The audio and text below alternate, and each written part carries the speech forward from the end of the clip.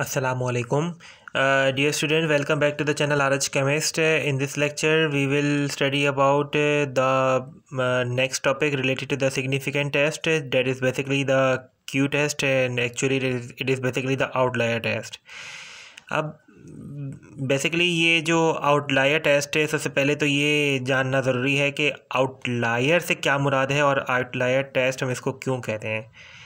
जनाब, आउटलायर से मुराद ये है कि सपोज़ अगर हमारे पास एक डेटा सेट है, ठीक है, और हमारे पास वो एक डेटा सेट है, उसके अंदर बहुत सारे वैल्यूज़ हैं, ठीक है, लेकिन उसमें एक ऐसी वैल्यू भी आती है कि जो कि उस रेंज से बाहर नज़र आती है, ठीक है।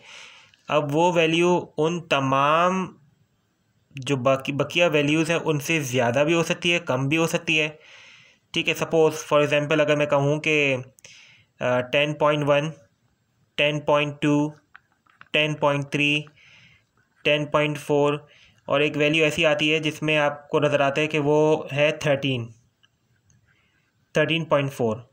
अब आप देख सकते हैं कि एक अब ऐसी वैल्यू भी आती है जिसमें आप देख सकते हैं कि एक होती है 10.1 ही हो, 10.2 ही हो, 10.3, 10.4 और एक हो आपके सामने 8.6। अब ये जो पूरी रेंज है, सही है, ये भी एक पूरी रेंज है। अब इस पूरी रेंज और वैल्यूज़ में अब इसमें ये वाली जो वैल्यू है 13.4, ये अब बकिया जो वैल्यूज़ है उनसे अलग नज़र आ रही है, ठीक है। अब ये भी पूरी एक रेंज है, उसमें 8.6 है, ये एक ऐसी वैल्यू है कि जो बाकी अपने बकिया वैल्यूज़ से, दीगर वैल्यूज़ से अलग नज़र आ रही है। अब ये जो बकिया वैल्यूज़ है उनसे ज़्यादा भी हो सकती है और एक कम भी हो सकती है। अब सवाल ये पैदा होता है कि ये जो आपकी बिल्कुल अलग से वैल्यू नज़र आ रही है, क्या इसे हमें इस रेंज में शामिल रहना चाहिए या डिस्कार्ड करना चाहिए।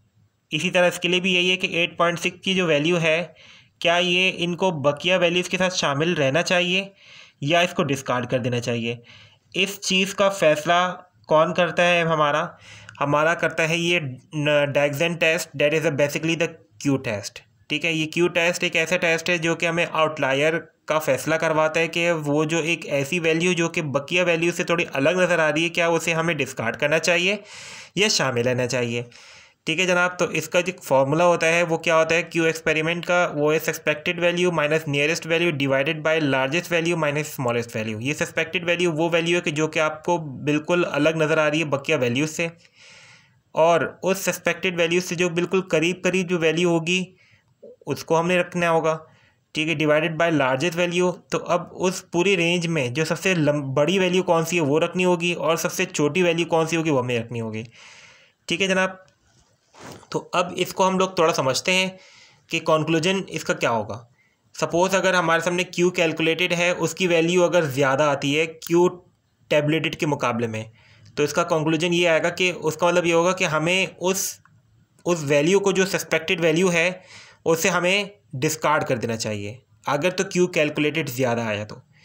वाइस वर्सा कि अगर तो क्यू कैलकुलेटेड कम आता है तो हमें उस जो सस्पेक्टेड वैल्यू है तो हमें उसको डिस्कार्ड नहीं करना चाहिए। हमारा तो यही मुद्दा था ना कि क्या वो सस्पेक्टेड वैल्यू जो कि एक अलग सी वैल्यू जो नज़र आ रही है उस रेंज में, क्या हमें उसको शामिल करना चाहिए या नहीं करना चाहिए।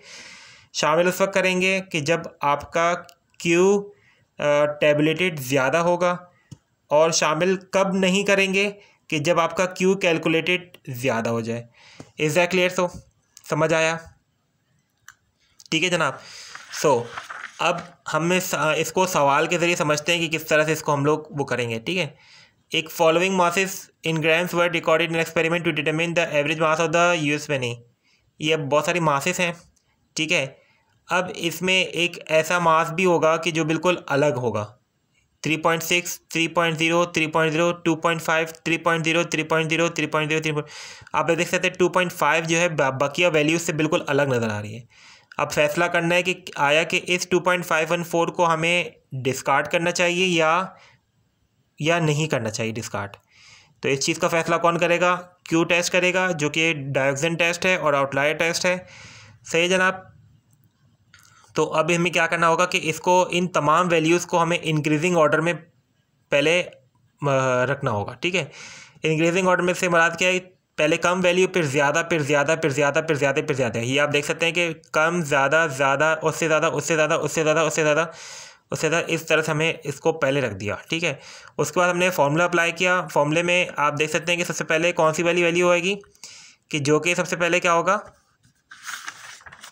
आप देख सकते हैं कि जो कि suspected value minus nearest value और largest value minus smallest value, ठीक है जनाब। तो हमने क्या किया कि जो सबसे पहले क्या लिख दिया, नियरेस्ट वैल्यू और सस्पेक्टेड वैल्यू, ठीक है। तो सस्पेक्टेड वैल्यू कौन सी थी, 2.514 है, ठीक है। वो हमारी सस्पेक्टेड वैल्यू है, क्योंकि इनसे अलग नज़र आ रही है ना, ये बहुत अलग नज़र आ रही है, तो हमने सस्पेक्टेड वैल्यू रख दी। और इस 2.514 के बिल्कुल करीब वाली वैल्यू कौन सी है, आप देख सकते हैं कि 2.514 के बाद कौन सी वाली वैल्यू आ रही है, 3.039 आ रही है, ये बिल्कुल करीब है इसके ना। और बाकी वैल्यू जो है वो इससे दूर दूर है, तो करीब कौन सी है, 3.039 इसके बिल्कुल करीब है, क्योंकि इसके बाद ये वाली वैल्यू आ रही है ना, तो हमने वो वैल्यू रख दी, ठीक है। अब हमने 2.514 को इस जगह पे इसलिए नहीं रखा क्योंकि अगर इस जगह रखेंगे तो माइनस आ जाएगा, ठीक है। तो इसलिए हमने क्या किया, थोड़ा सा इसको इस तरह कर दिया कि नियरेस्ट वैल्यू को इधर कर दिया और सस्पेक्टेड वैल्यू को इस तरह कर दिया, कोई फ़र्क नहीं पड़ता क्योंकि माइनस ना आ जाए, इसलिए बचाने के लिए, ठीक है। सिमिलरली नीचे आप देख सकते हैं कि जो largest value minus smallest value, तो लार्जेस्ट वैल्यू कौन सी है, ये largest value minus smallest value है। तो लार्जेस्ट वैल्यू इसमें आप देख सकते हैं सबसे पहले लंबी वैल्यू कौन सी है, बड़ी वैल्यू कौन सी है, 3.109 है, तो लार्जेस्ट वैल्यू हो गई। और स्मॉलेस्ट वैल्यू कौन सी है, ऑब्वियसली 2.514 ही है, जो सस्पेक्टेड वैल्यू थी वही आपकी स्मॉलेस्ट वैल्यू ही है इसमें डाटा सेट में। तो जब आप इसको कैलकुलेट करेंगे तो 0.882 आ रही है वैल्यू। तो आप जब इसका क्यू टेबलेटेड फाइंड आउट करेंगे तो 95% कॉन्फिडेंस लिमिट पे है, अल्फा इज इक्वल टू 0.05 है, तो 95%। और इसका डिग्री ऑफ फ्रीडम, क्योंकि 10 नंबर ऑफ रेप्लिकेट्स है ना, ये 1 2 3 4 5 6 7 8 9, अच्छा इसमें डिग्री ऑफ फ्रीडम नहीं होगा, इसमें डिग्री ऑफ फ्रीडम नहीं होगा। और इसमें डायरेक्ट हम लोग जो है अब ये जवाब जो है स्टैटिस्टिक्स ही देगी कि डिग्री ऑफ फ्रीडम क्यों नहीं होगा, none of concern of this, कि क्यों नहीं होता डिग्री ऑफ फ्रीडम, लेकिन इसके अंदर डिग्री ऑफ फ्रीडम नहीं होता, ठीक है जनाब। तो इसकी जो वैल्यू आएगी क्यू टेबलेटेड 0.493 आ रही है। तो आप देख सकते हैं कि ये जो क्यू कैलकुलेटेड जो है उसकी वैल्यू क्या है, आपकी ज़्यादा है एज़ कम्पेयर टू टेबलेटेड के। तो इसका मतलब ये हुआ कि ये जो सस्पेक्टेड वैल्यू है इसे हमें डिस्कार्ड करना चाहिए, क्योंकि ये आपकी क्यू कैलकुलेटेड ज़्यादा आ रही है। Is that clear? So hope you will like the video and like, subscribe and share the video. Jazakallah khair. If you have any question, so you may ask in the comment section. Jazakallah.